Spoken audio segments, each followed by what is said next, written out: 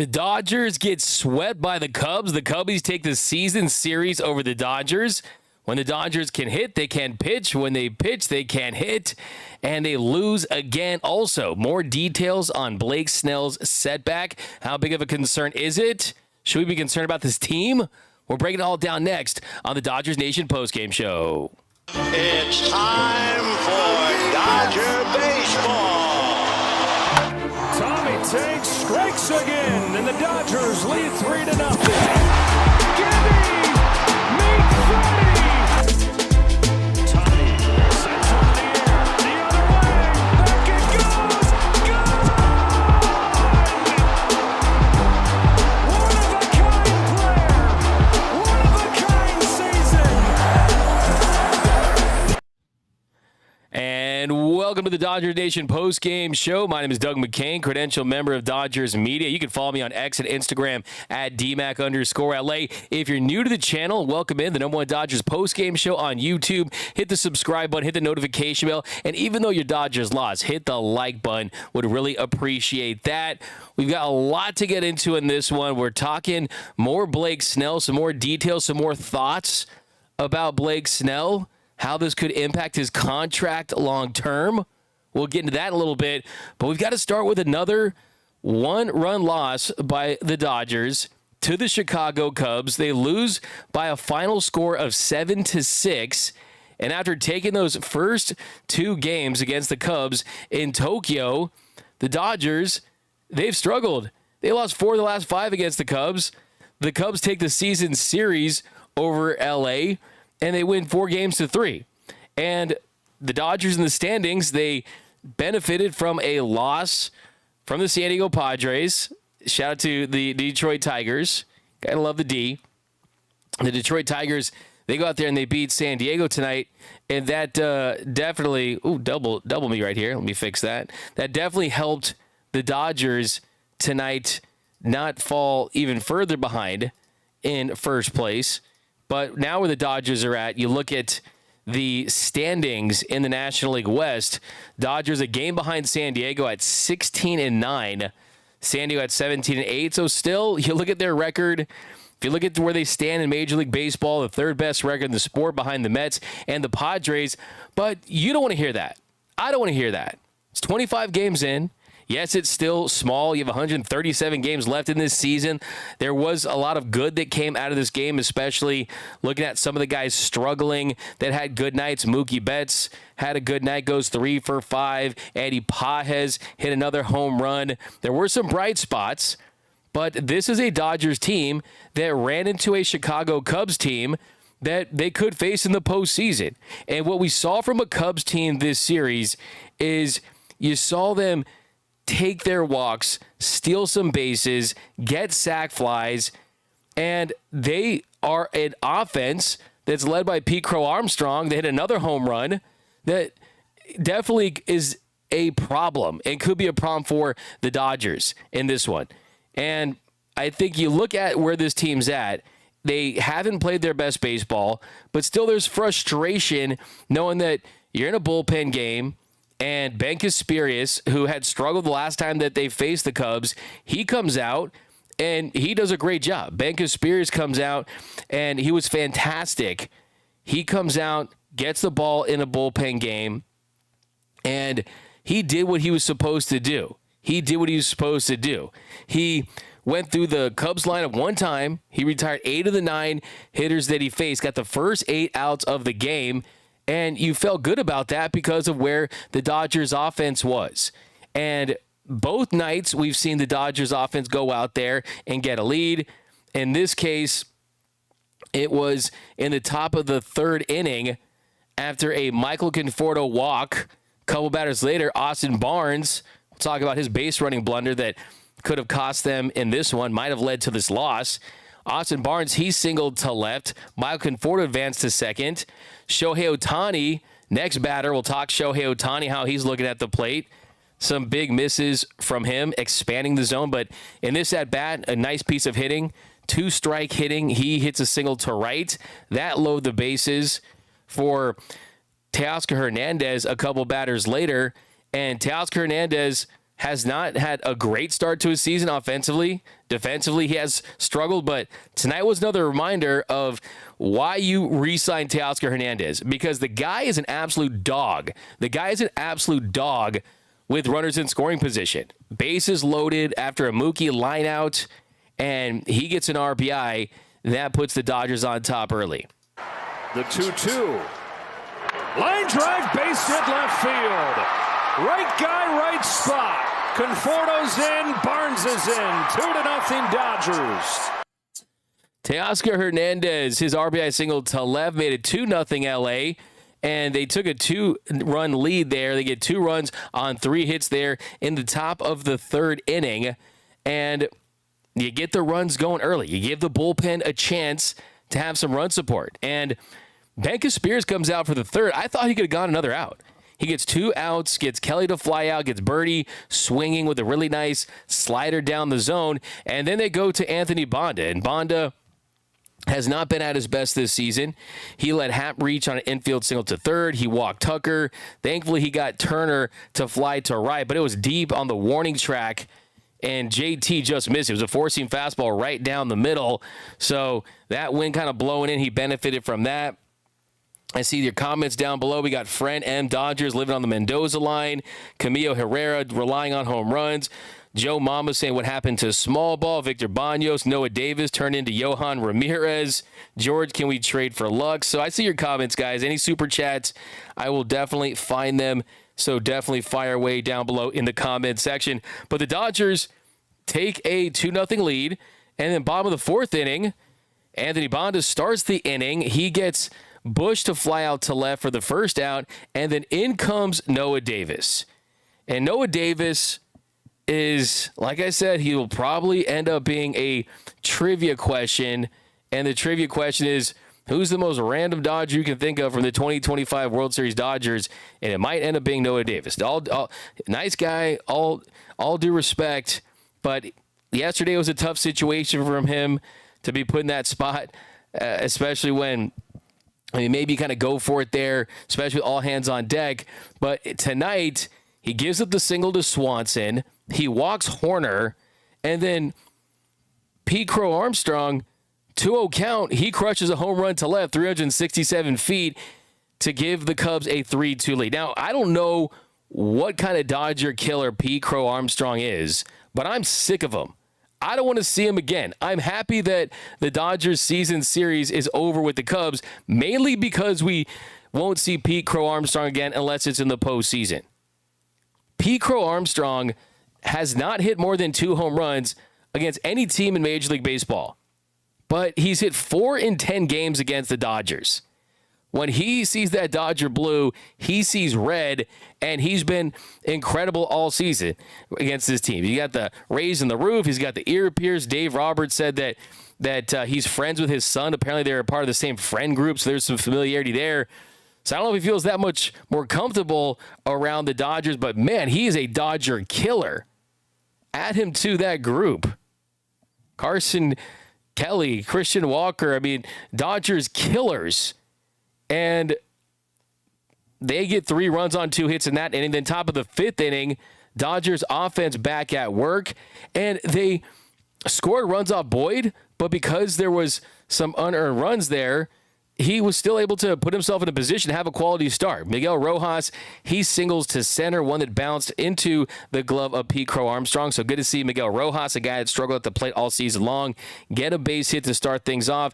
And then Austin Barnes, he grounds into a fielder's choice, but he's safe at second. Rojas is after the throwing error by Boyd. So pitchers will tell you they hate throwing into the mound when they're facing second base, and he airmails it, and you got both runners safe. Austin Barnes is safe, Miguel Rojas is safe, and you're set for a big inning. It's a 3-2 game. You're down by a run, and Shohei Ohtani at the plate. And Shohei, 1-0 count, 0-1 count. He flies to left. Not a great at-bat there by Shohei Ohtani. They're trying to attack him up and in, and he just has not looked good. He's had 1 hit since he's been back from the paternity list, and that was another at-bat where, look, he has only had, heading into this one, 20 opportunities to have an at-bat with runners in scoring position. He got opportunities tonight, and he just did not put together good at-bats. And we'll talk more Shohei Ohtani later and why I think there has been some struggles and what he needs to do to turn things around. But another bad at-bat by Shohei Ohtani. And then what really was the killer in this inning is Austin Barnes with a runner at second inexplicably gets picked off at first base. I've watched thousands of baseball games, been to probably 1,000 baseball games, honestly, and this is something you rarely see. And the only thing I can think of is he just got caught in no man's land. It's a big-time secondary lead right there. But the truth is, there's no way he could have thought that Miguel Rojas was going. There's just no way he could have thought Miguel Rojas was going and it was going to be some type of double steal situation. I'm curious to see if they asked him in the clubhouse because Miguel Rojas, he's in the 10th percentile in sprint speed. He's not a speedster. Austin Barnes is a catcher. He is not a speedster himself. Austin Barnes, he's not someone that is going to take off and pull a Trey Turner on you. The 18th percentile in sprint speed. So you had two guys that are well below average runners in that situation. That can't be the excuse there. And it proved to be a very, very costly out because the next batter, Mookie Betts, he gets himself into a 3-1 count and he doubles to left. That scored Miguel Rojas to tie things up at 3. And that really just hurts you right there. Tying run at second, 2 gone in the 5th. Here's Boyd's 3-1.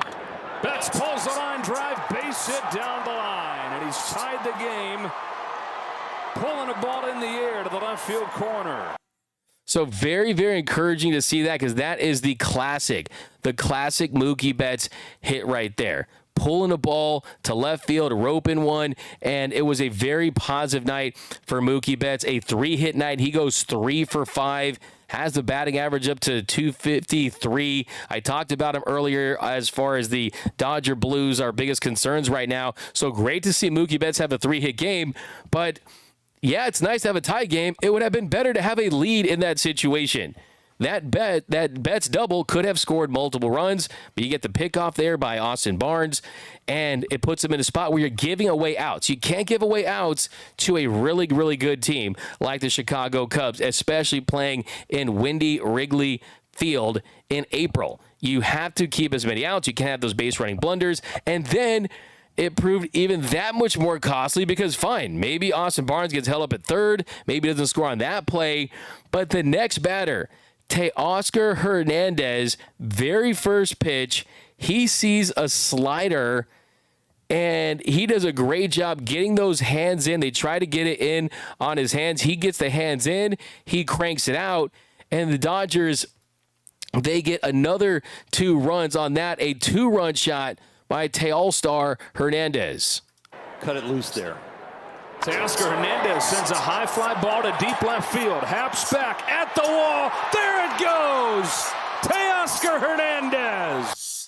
So Teoscar Hernandez, he did his thing today too. So there were some bright spots offensively. It was a really, really good night for Teoscar Hernandez, who goes 2 for 4. He drove in 4 of the Dodgers' 6 runs on the night. So he was doing his thing, putting this team on his back, hitting home runs. And Teoscar has really struggled defensively, for being quite honest. But it's good to see him have a night like this at the plate, because guess what? You'll live with his defense if he hits like that. You match his lefties as good as anyone. He's as clutch as anyone. And now tonight, he raises weighted runs created plus all the way up to 123. So he's looking more Teoscar Hernandez-like. Has 6 home runs on the year and 5 doubles and leads the team with 22 RBI. So the run production has been there. And he's the guy that you wanted at the plate in that situation with a lefty, Boyd on the mound. And he made him pay. So the Dodgers get 3 runs on 3 hits, and the error there in the 5th inning to take a 5-3 lead. And like we've seen with this team this series, is it feels like when you're up 2, it almost feels like you're up 1. It feels like it's tied. It feels like you might as well be trailing with their inability to protect leads. And very next inning, Jack Dreyer, who's really been one of the big breakout stars for the Dodgers this season, he is on the mound, has the 5th inning, gets Happ to fly out to start things off, and then he issued 3 straight walks. And in those 3 straight walks, Turner stole second, Tucker stole third. So they get the bases loaded, and you got Dansby Swanson at the plate. First pitch, he leaves a slider on the inner half. Not the worst pitch, but Swanson, he singles to center.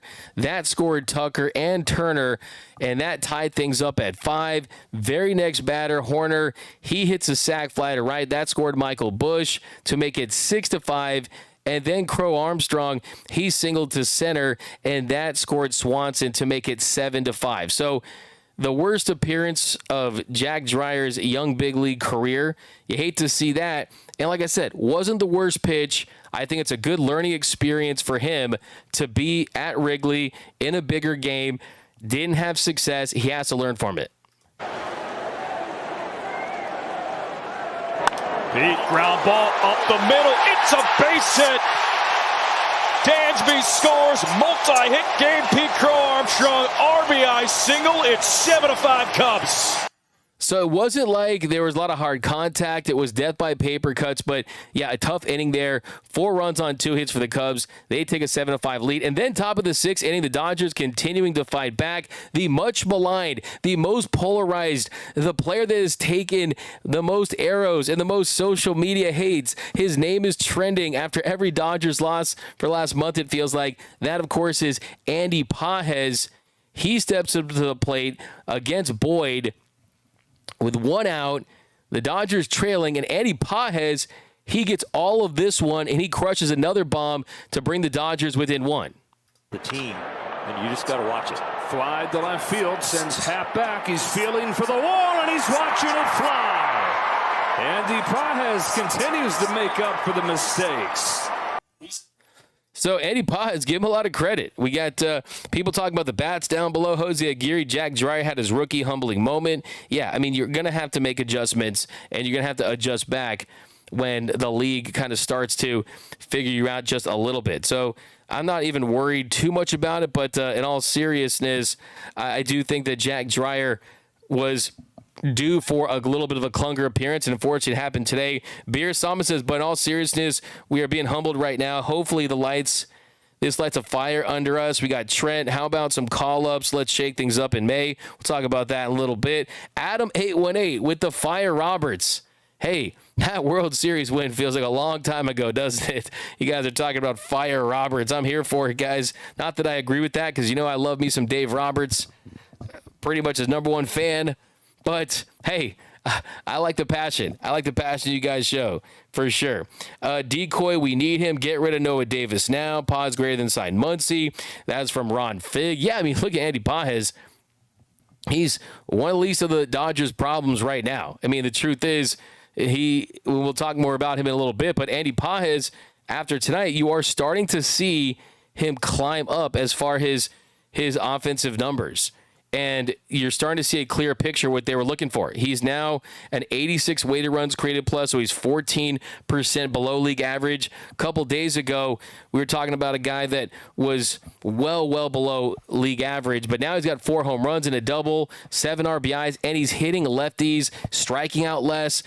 His defense is better than Conforto's and Teoscar Hernandez, especially in the corner outfield spot. So, yeah, I mean, look, let's give Andy Pages 100 at-bats. Let's give him time to see if he can figure things out. Because I'm telling you, as much as I love Ha-Seong Kim, as much as you do, is Ha-Seong Kim going to hit you 4 home runs and 81 plate appearances? No, he's not. So they are banking on that slug. So we'll see if he can continue on this pace. But this game was not over. After that, after the Pages home run, you had Conforto. He hits a 1-out single.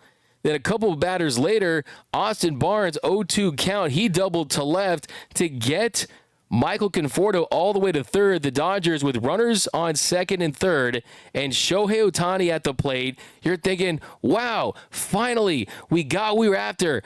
Santa has given us our presents. The baseball gods have answered our prayers. Shohei Ohtani has runners in scoring position, and he falls in the count up. He's up 1-0 in the count. Then the 1-1 pitch, he pops out to short. He popped out to short on a pitch that was well inside off the plate. Shohei Ohtani is expanding the zone on the inside and on the outside. We're talking a foot off the plate, a foot inside the plate. That zone is bigger than the Grand Canyon that he's swinging at right now. And that at-bat right there with runners on first and second and third was just not a good at-bat. And makes you wonder, is he just not used to having those situations, having to hit like that? Because the bottom of the lineup has lacked production all season long. It makes you wonder if that is the case.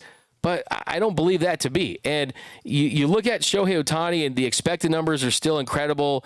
I don't think that he's falling off or there's anything more serious because things are going to even out. But that's not a good at-bat, a good situation there for Shohei Ohtani. You gotta have a little better of an at-bat. I mean, that was 56.4 miles per hour off the bat, had a 20 expected batting average. I mean, that was not Shohei Ohtani right there. If you've seen Shohei Ohtani, please return to 1000 Vince Scully Avenue. I mean, what are we talking about here? So that ends the inning, and the Dodgers get just one run on 3 hits, had a golden opportunity to tie things up or even take the lead, but they couldn't capitalize. Then Kirby Yates, who's looked great this series, he goes 1-2-3 in the 6th.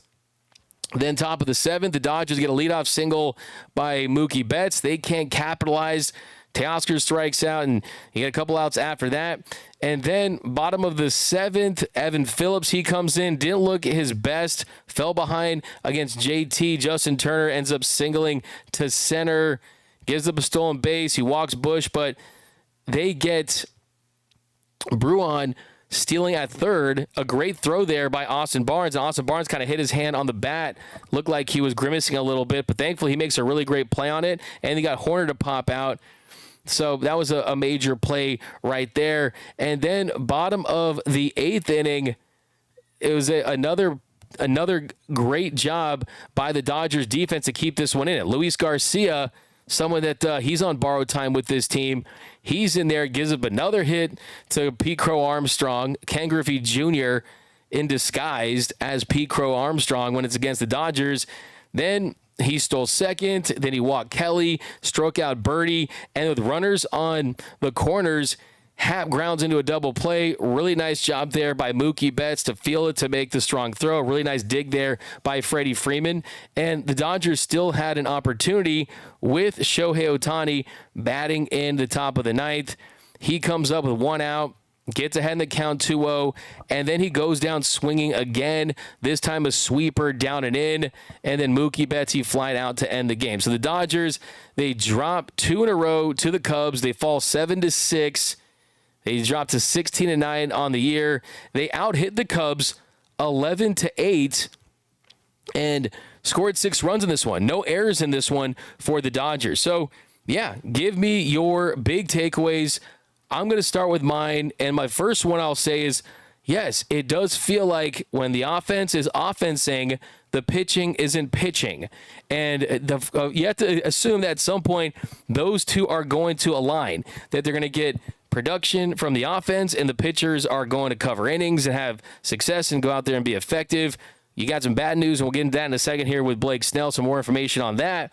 But look, the bottom line is you just did not get a good game from all your superstars once again, but you're still able to score runs. I mean, 2 games for the Dodgers against the Cubs. If I told you in 2 games, with the way the pitchers have been pitching of late, that they scored 16 runs, average 8 per game, you would say, I'd sign up for that. But then there is the main character in all this, and that main character is Wrigley Field. In Wrigley Field, it felt like you were bowling with the bumpers on if you're the Cubs offense and the Dodgers offense in this 2-game series.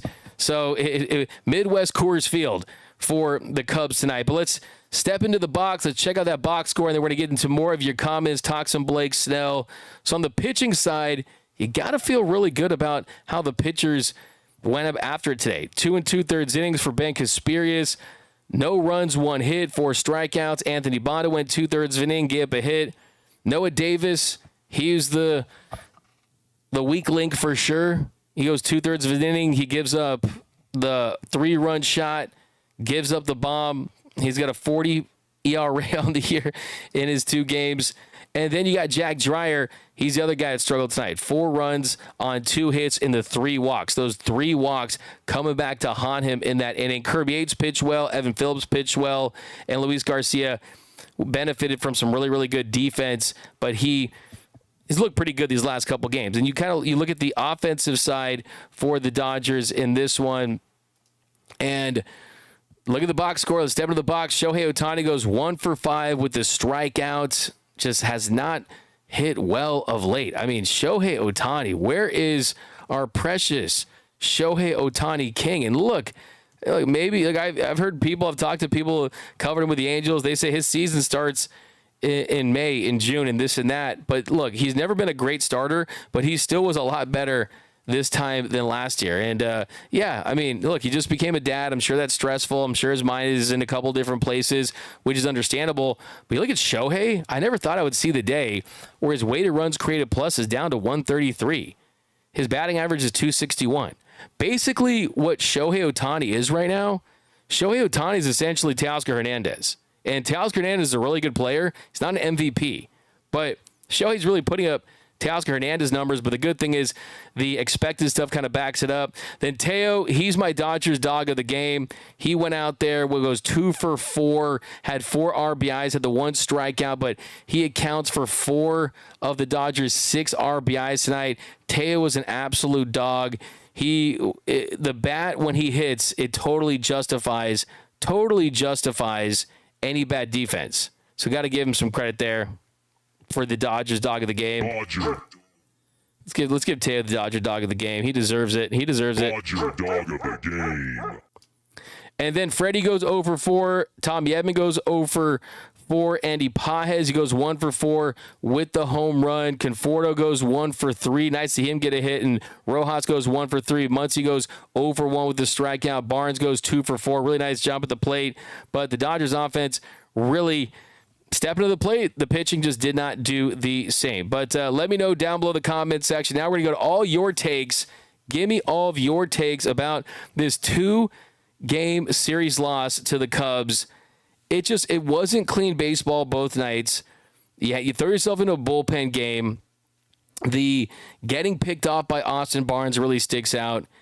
And just guys like Noah Davis pitching for you, right? I mean, here's a good thing. Guys like Noah Davis and Luis Garcia won't be pitching for you in October, but still, it doesn't feel good to lose this Cubs team and lose the season series. We got Matt says D-Mac, Tommy needs to be leadoff. Beer Sama, sleep deprivation, greater than side dad strength. Hey, that's a pretty good take right there. Ohtani should bat in the 7th, 8 hole. Wow, we are not turning on Ohtani, okay? Mr. Lamas, Shohei is a superstar. He'll be all right. Pasta King, the Dodgers suck. Shohei's brain is still in the maternity ward. He looks awful. Can't count on the starting pitcher or relief pitchers at all right now. Terrible. They are playing mediocre at best. They need to have a closed-door meeting from Dodger Boy 71.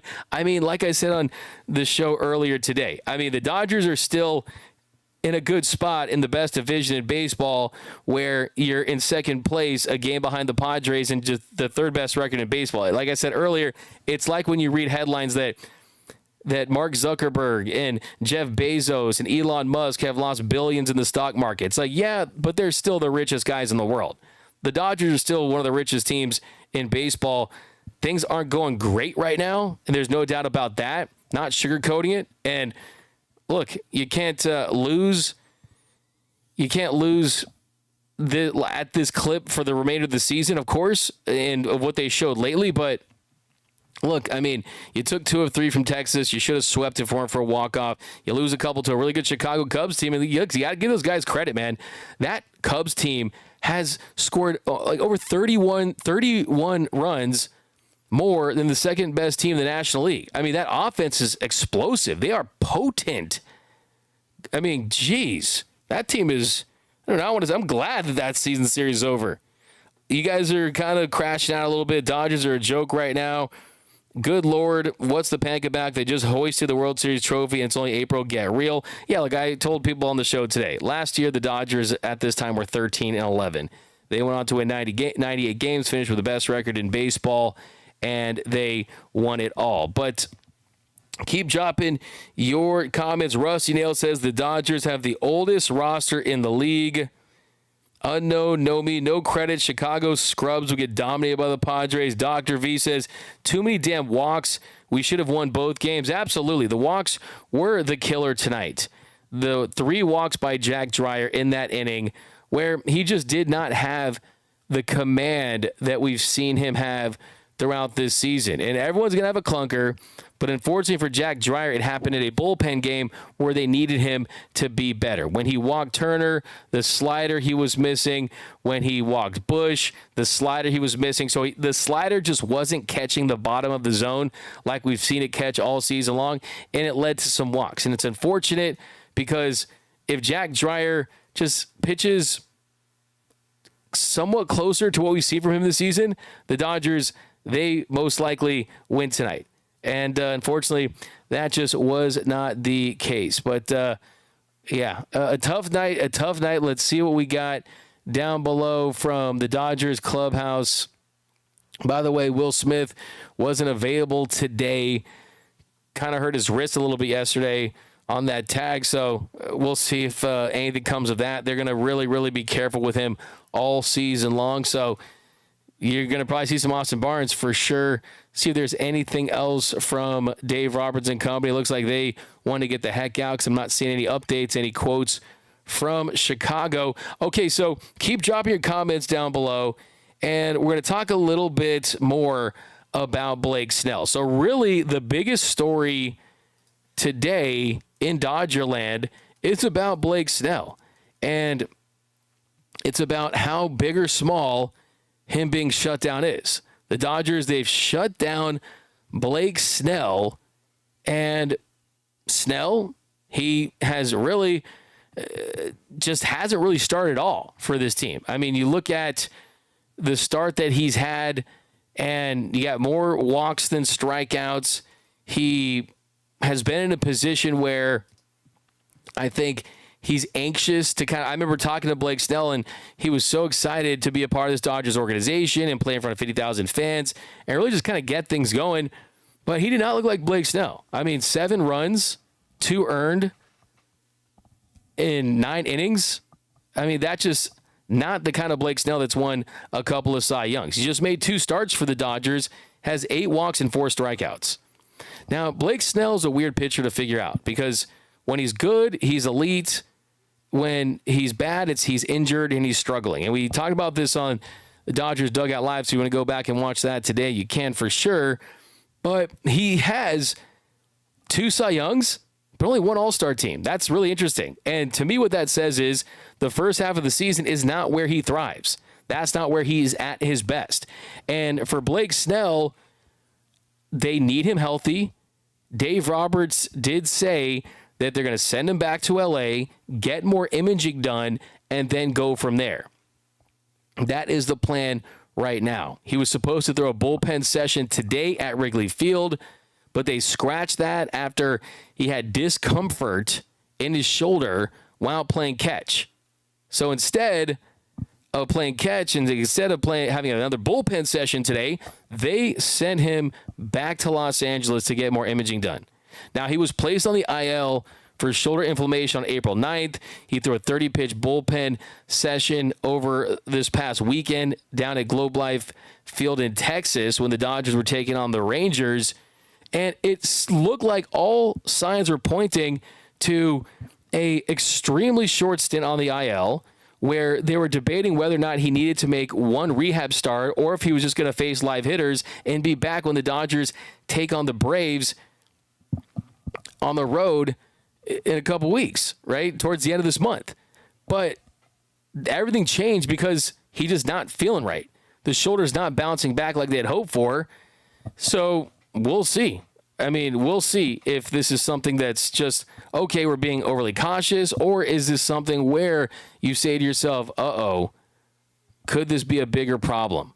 Could this be a longer stint on the IL where you need guys to cover innings? Because let's not forget, with Yamamoto and Roki Sasaki, they're trying to give them 5 days rest. They're trying to have them pitch once a week. They're trying to keep them on a NPB Japanese pitching schedule where you're not giving them the normal 5 days rest pitching opportunities, right? You're not seeing that with them.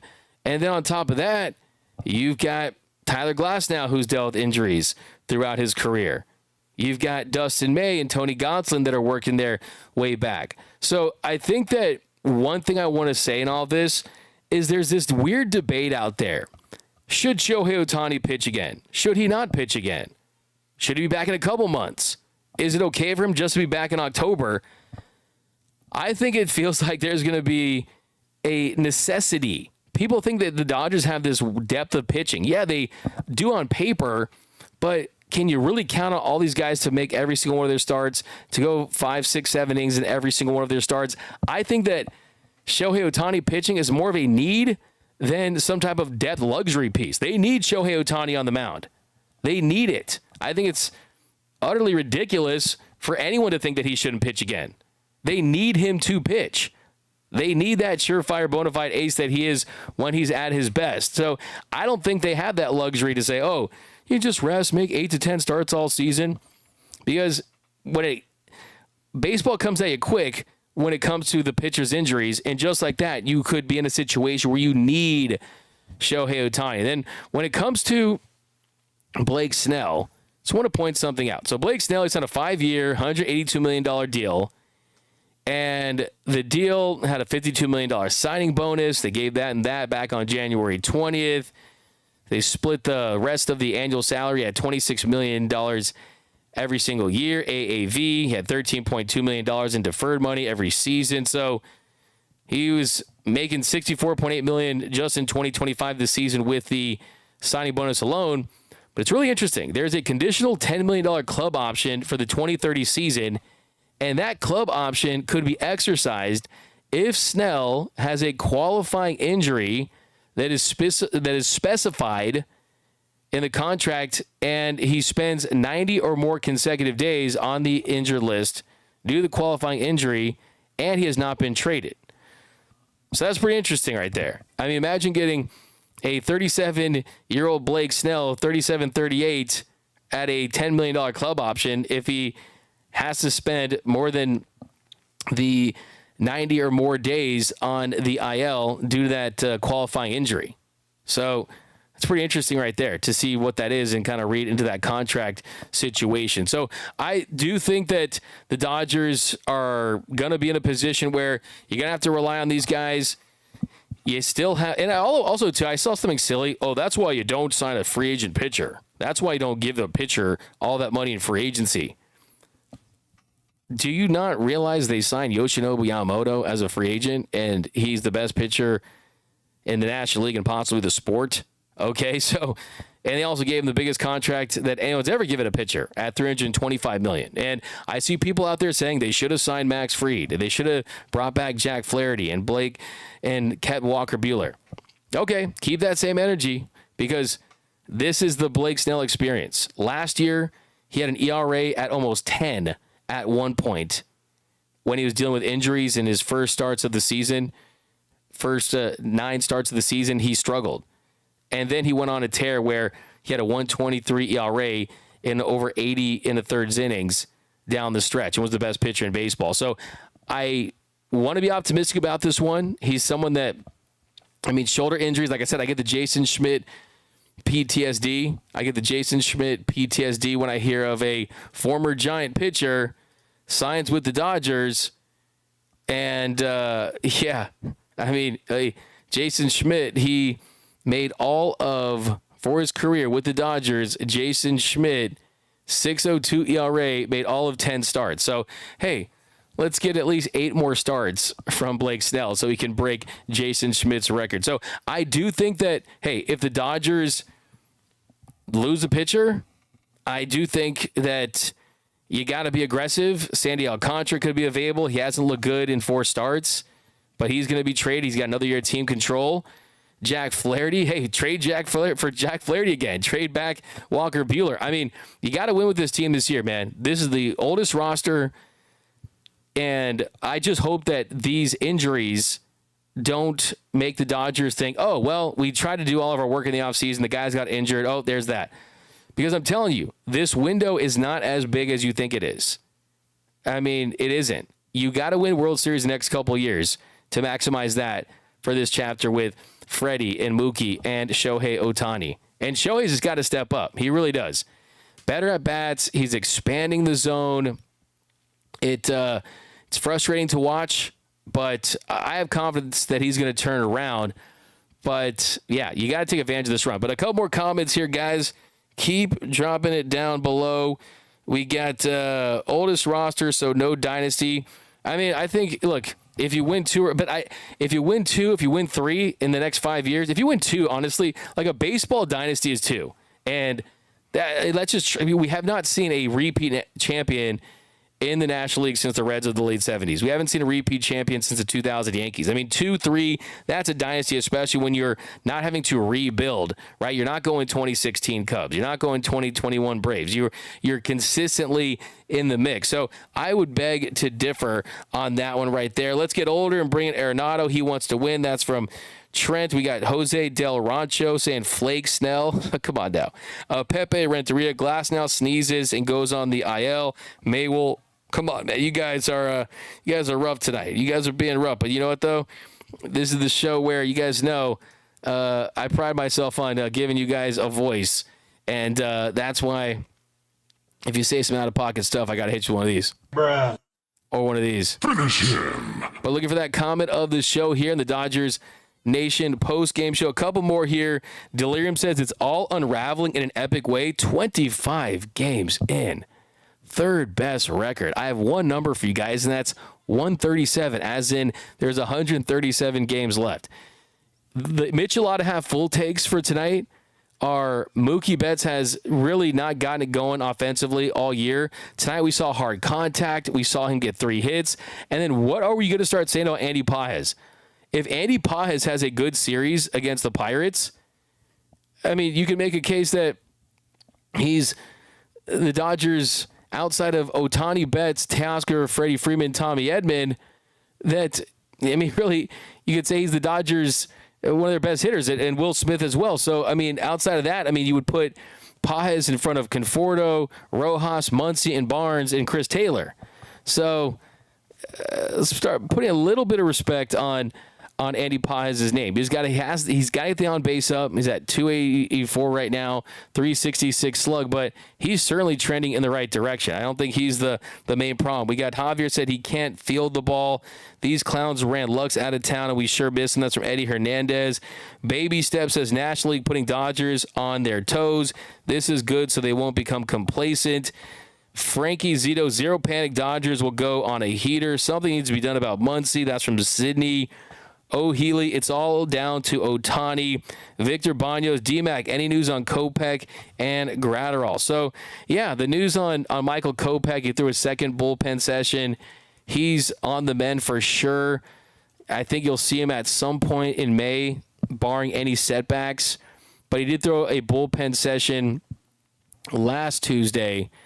So, he's ramping up for sure. But it's going to take some time, a little more time. They're not going to rush things because he's a high-velocity guy that they want to be a part of their bullpen mix. As far as Brusdar Gratterall, he's someone that's on the 60-day IL. They did DFA Eddie Rosario, so because of that, I mean, you got an extra spot for one of those guys that comes back at some point. I'm curious to see what's up with someone like Emmett Sheehan. I mean, guys like that. I mean, when I'm probably going to ask Dave Roberts about him and Edgardo Enriquez, kind of guys like that. But Brusdar Gratterall, he's still, of course, a ways away dealing with that shoulder injury. But DMAC trades CT3, Pages, Outman, Landanac for Ellie De La Cruz and Nick. They're not gonna pick up the phone. Lux is a 4A player. The performance lately is nothing short of embarrassing. Let's stop glazing. That's from Nick Deck, homie. Tony Gonsolin should stay in AAA. You guys are in a great mood tonight. Trent Muncy at bats look like my dad disappointed. Muncy at bats looks like my dad disappointed. There isn't an extra desert at Golden Corral. Oh my goodness, you guys are just going crazy tonight. Call up Kim. But yep, guys, that's gonna do it for this episode of the Dodgers Nation post game show. Dodgers lose to the Chicago Cubs. They lose the season series. The pitching just wasn't good enough.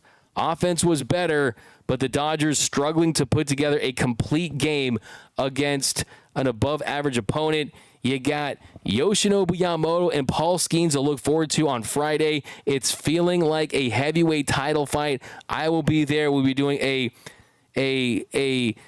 live show from Dodger Stadium. Postgame said, D-Mac, we're just being real. We aren't happy. I feel you, man. Hey, I feel you, man. Let it all out. This is, you guys know that this show is the unofficial Dodgers therapy session. That is why I'm here. And look, you got a team that's on pace for 107 wins, something like that. They need to get better, and they need to play better. They know that, and they need their superstars to show up. And right now, Freddie was yesterday, Mookie was today, but we need to see the MV3 producing at the same time like we saw all season long, and that's going to trickle down. You need some more pitching. But that's going to do it for this episode of the Dodgers Nation Postgame Show. My name is Doug McKain. You can follow me on X and Instagram at DMAC_LA. Subscribe, hit the like button. If you want the Dodgers to win Friday, hit the like button. I guarantee you they will. If you want to see Yamamoto outduel Skeens, hit the like button. But that's going to do it, guys. See you tomorrow for Dodgers Dugout Live. And remember that nothing brings us together quite like Dodger baseball. And until next time, think blue, bleed blue, and I'm out. I don't care if I'm Sandy into his windup. Here's the pitch. Swung on and missed. A perfect game.